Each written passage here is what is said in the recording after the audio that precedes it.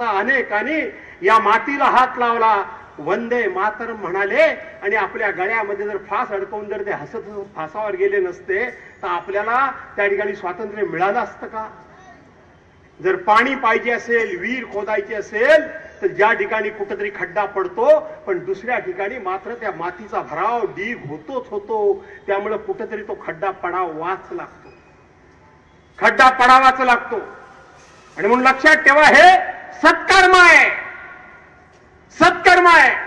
भ्रष्टाचाराच्या पैशाला हात लावून, भीतीचं कारण सांगून त्यांच्याबरोबर जाण्याच्या ऐवजी प्रसंगी काही झालं तरी हरकत नाही, पण या भ्रष्टाचारांच्या बरोबर जाणार नाही, अशा प्रकारची शपथ तुम्ही घ्यायला हवी, घ्यायला हवी.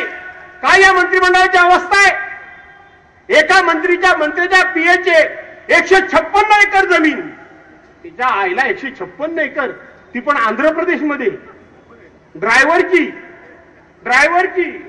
156 एकर.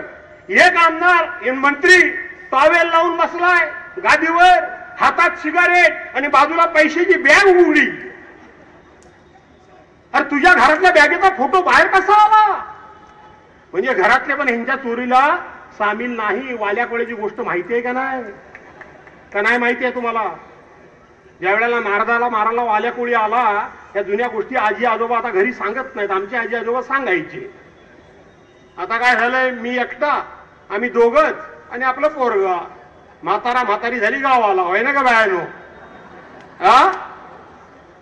आणि म्हणून त्या वेळेला सुद्धा नारदानं सांगितलं की मला मारायचं ते मार, पण तुझी एवढी माणसं मारतोय, तुझं पाप करतोयस, त्या पापाचे वाटेकरी तुझी मुलं बाळ आहेत का, बायको बिको आहे का, जरा बघून ये, बघून ये.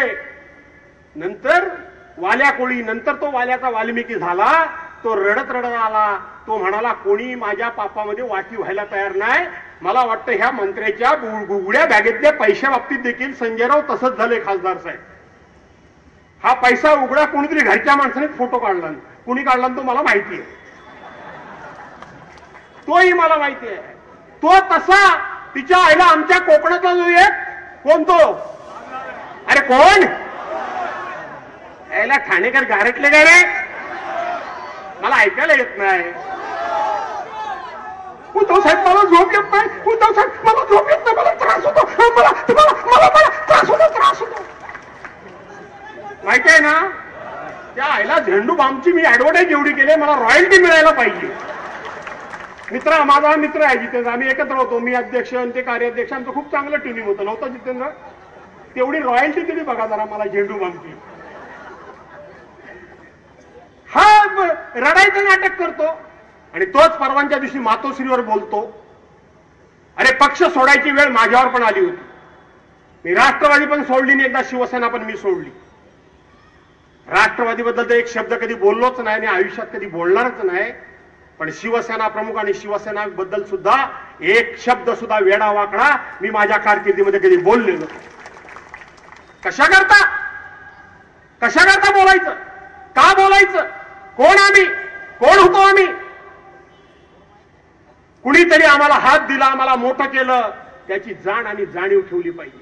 ठेवायला पाहिजे का नको? कालचं जरा माझं